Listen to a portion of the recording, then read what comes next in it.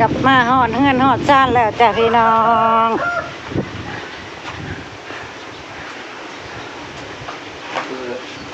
ฮะร้านปีบอกเอาล่างไปพอข้าน้อยอยู่มือนี่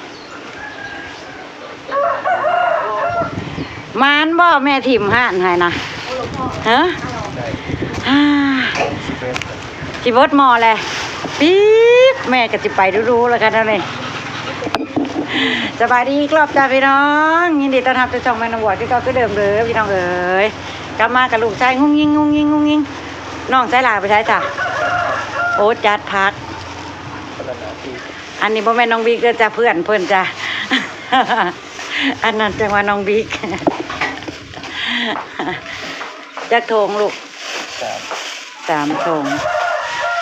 ปลาบวกกับไม้งุ้งยิงกันพี่น้องเพิ่งกลับมาห่อนเฮือนจ้ะปลาบวกก็ได้อยู่มานอยู่เอาบดคูแนวน้ำก็จนปักมือ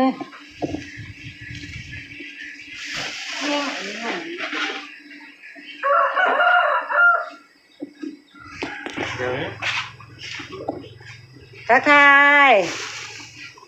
ได้ดีพวกคนเตรียมช่วยให้เรียบร้อยแล้วบ่มื้อนี้พ่อให้พักผ่อนแต่แม่บ่ให้พักผ่อนจ้ะแม่นี้เขาป่าทิมห่านให้เพิ่นคือเก่าทิมห่านให้น้องบอยคือเก่าจ้ะพี่น้อง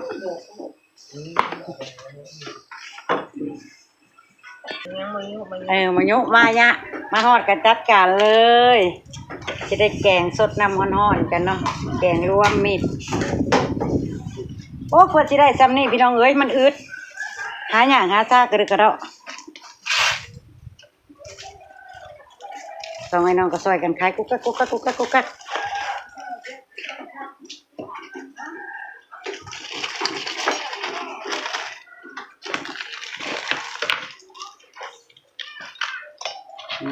พอคาน้อยขอยพี่น้อง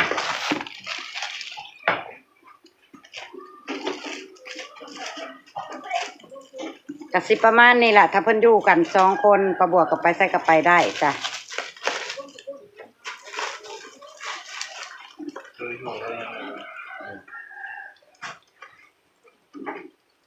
ผู้ใดขึ้นหอดน้องบอยมื้อนี้น้องบอยอยู่บ้านเด้อจ้ะพี่น้อง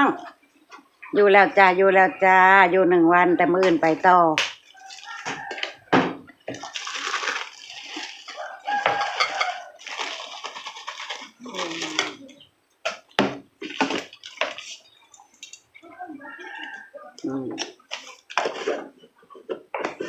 วางมือได้พี่น้องเพิ่นเฮ็ดเป็นกันเบิดทุกอย่างแล้วเพราะว่านำก๋วยเตี๋ยวปลาบวกปรุงไว้เรียบร้อยจังไป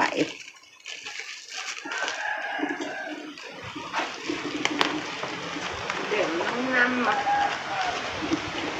เลี้ยงกันกัน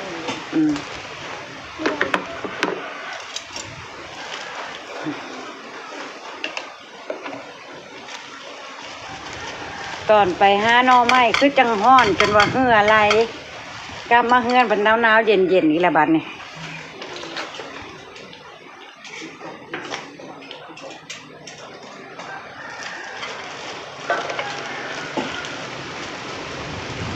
โอ้ย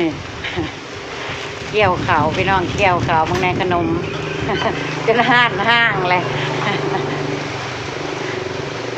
บัดมื้อนี้บ่เกี่ยวบัดม่วงอยากไปหาหน่อไม้อีกแล้วอยากกินแกงหน่อไม้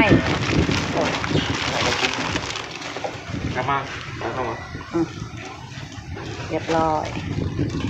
เนื้อตุนกระบวดตุนไว้พี่น้องน่ากินบ่เอ็นแก้วได้นี่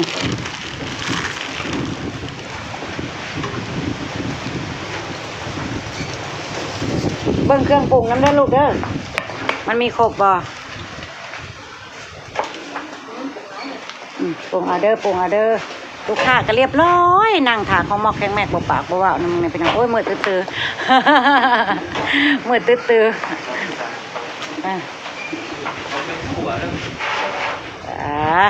เกิดประบวกกับเพื่อนกันนี่ละสิเฮ็ดอันนี้ละ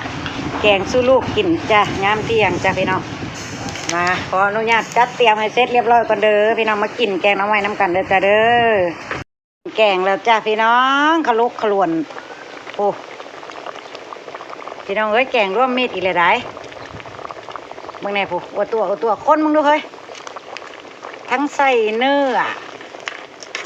ทั้งใส่อีปูใส่จิโล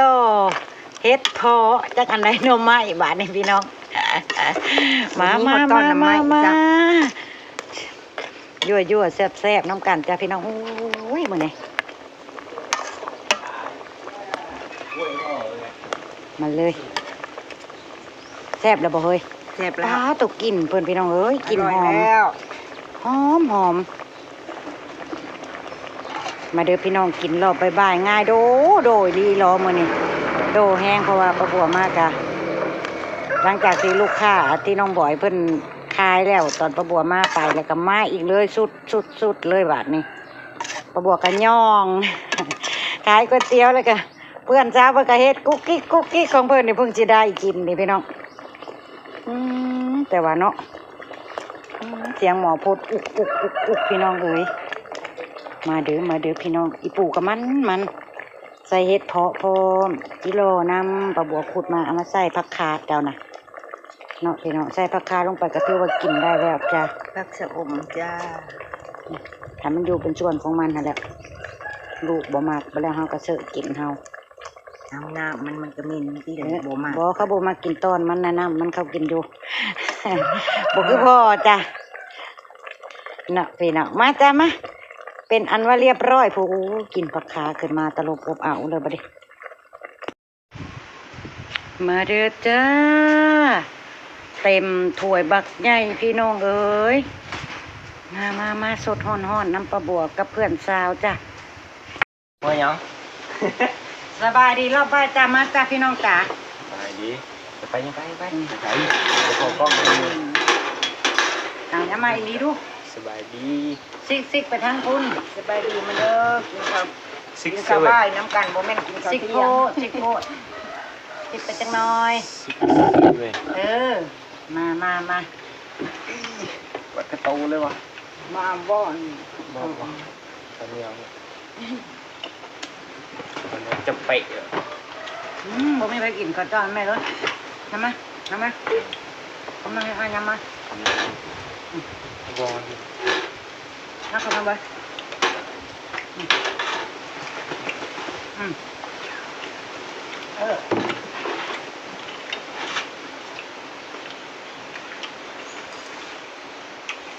แซ่บพี่น้องแซ่บ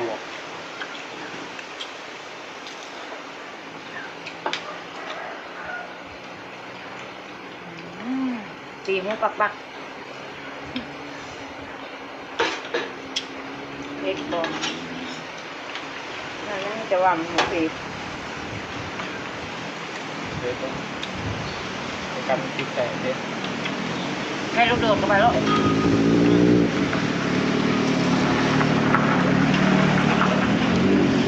แดงแล้วไม่โลนผมไม่พักเลยพี่น้องแต่มาแต่งเสียเกิดไปเลย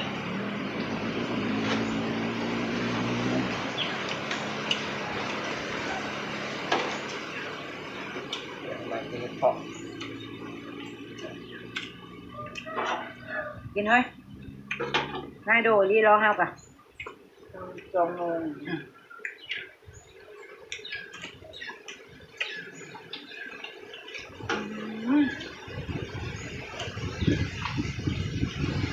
แสบผักแสบแน่บรรยากาศเป็นนอนครับมือไหนนอนอยู่บ่รู้ไหมพอเต็มที่มีหน่อยต้องไปอัดประตูหัวนางลงเด้องัวมาเลยดอกใบมันร้อยเข่าคอกอันนั้นได้ด้วยมันร้อยขาเลยบอกคอกมันน่ะ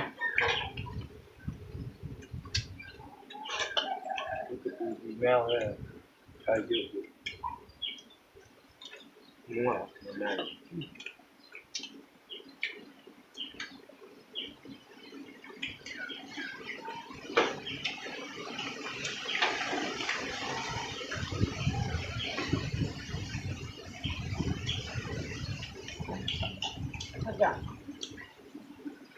เฮ็ดมันหมดถ้าลูกโดดเข้าไปน้ำตาไหลเงาแล้วไปเลยนอกเขาบ้านเฮาไป แล้วไปแล้วเขตหนึ่งแล้วแต่เขตอื่น พ่อไปเกียรได้ยัง ลงหัวเนี่ยมาเป็นเด็กขายที่เมืองไข่ก็คือแดดแป้งย่างนี้ขึ้นมาลมเย็นจะจอด นั่นแหละมันจะ อากาศเปลี่ยนไวโพดเป็นไข่ อ่ะ ลูกก็บ่ได้ครับ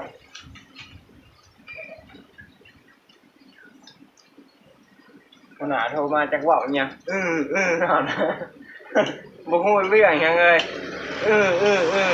ปลาโทรศัพท์รับเข้าไป กาไปตื่นจาก9 โมงโดคนตั้งบ่ตื่นนี่คนตื่นน่ะบ่ได้ตั้งเฮ้ยยังเลยกาปลุกเพิ่นน่ะโอ้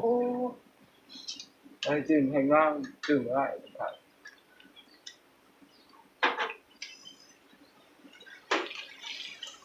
แซ่บที่โลกมันมีไข่อยู่เนาะเพราะว่าคนมีไข่คนลงหลา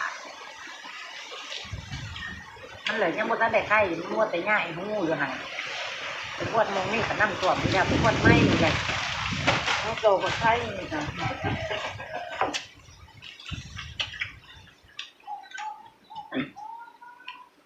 เดี๋ยว แล้วไม่นะหอมเลยพี่น้องเอ้ย เป็นแรงตู้ ดีกว่าการจะไป ไก่ พบ มันหอม ไม่ได้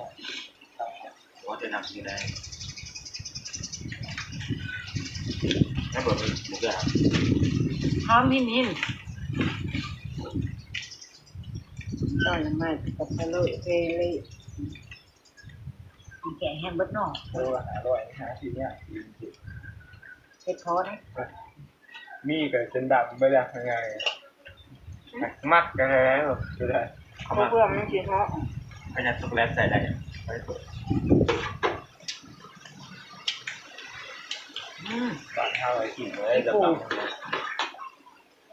เราก็ชื่อเป็นมันเป็นคำเขาบอกว่าพี่มันต่างเพื่อมันกินเหาะเขาแม่ผม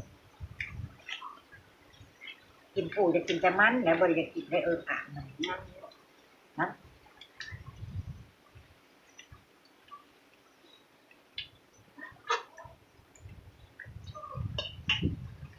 สดมันปูแซ่บเนาะ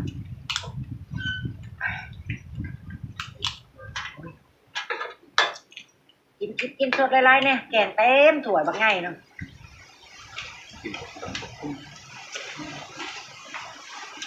ถึงมันกับปูมันลงนั่นน่ะ มันปูมันหวาน มันไม่อย่างโตกินลงหน้า นี่ จบหน้ากินแบบ เจ็ด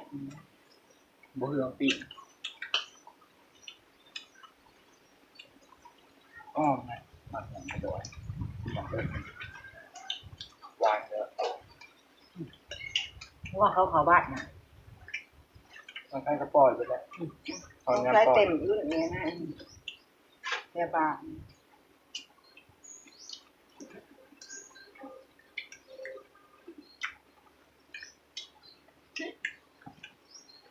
กินพ่วมฮอนพ่อนพ่วมเมามันก็แซ่บคนว่าพี่น้องโอ้ยแม่นอีหลีกินทั้งหูกินทั้งห่าเนี่ยมันละแซ่บได้รสชาติกระดอกนั่นเด้ยาเลยเด้ มากินดิ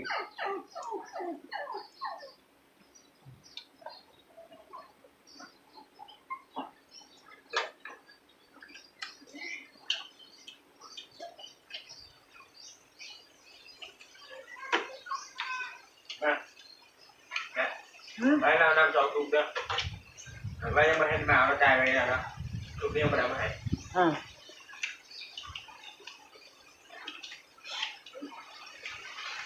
เราเห็นอะไรเอาเมื่อ ใช้จ่ายเงินไว้เดี๋ยวท่านหา บ้าปะกระบะอะไรอยู่หรอ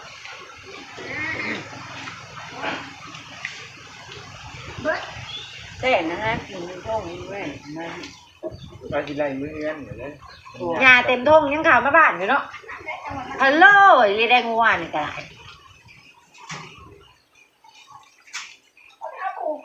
แล้วของงาน พับใส่กระเป๋าเลยนะ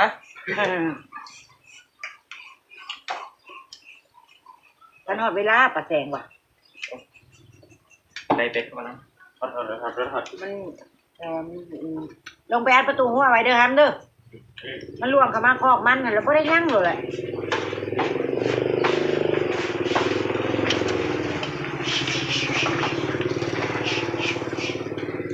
ห้ามนะโคตรโหดเลยไรครับ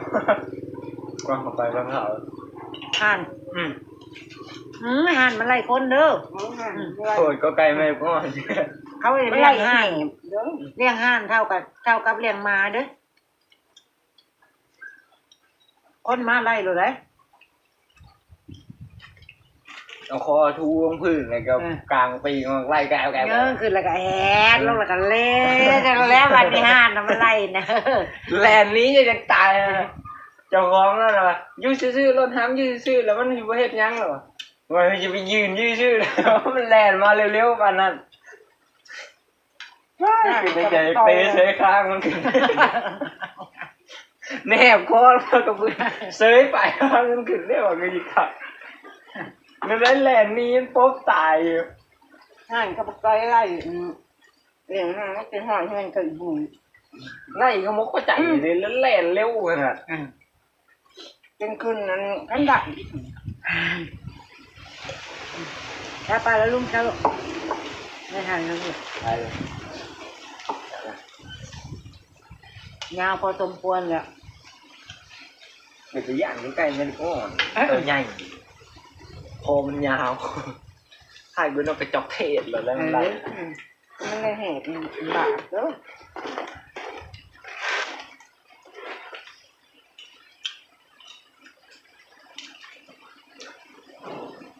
โอ้ยปวดกระโถไปเลย มันจำบาปให้มันปวดไปเบิด โอ้ยสดเลยสดน้ำแซ่บๆนัวไอ้ลีน้ำมัน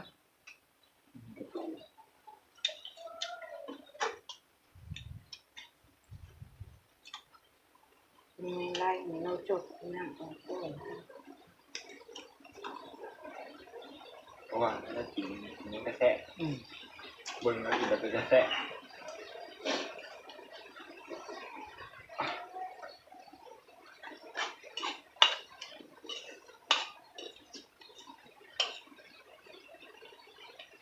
พักผ่อนแล้วก๋วยเตี๋ยวปลาบอกกับเบิร์ดเลยปลาบอกกับสิพักผ่อนแล้ว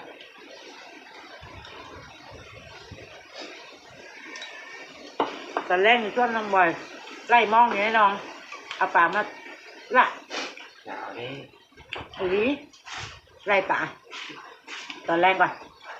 คือจะกินลาบตี้อันไล่ให้พ่อนลาบได้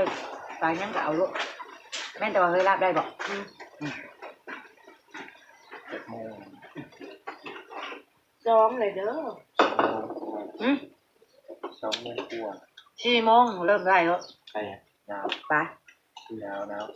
ต้องไอ้น้อง ใส่ได้หมดหนาวมิดูให้ตัวมากเลย ว่าเบิดแจ้งแดดแห้งหนาว แห้งเลยใครเลยลุยนะ ต้องกินข้าวเหนียวต้องกินข้าวเจ้า แห้งแต่คือคนคือพี่น้องลาพระจากเลยจ้ะพี่น้องพ่อประบวชและครอบครัวในคลิปหนาจ้ะขอบคุณทุกกำลังใจขอบคุณทุกการติดตามขอบคุณที่บอกข่าวโฆษณาประบวชด้วยจ้ะพี่น้องจ้าไปแล้ว สบายดี ได้ดี สบายดีพี่น้อง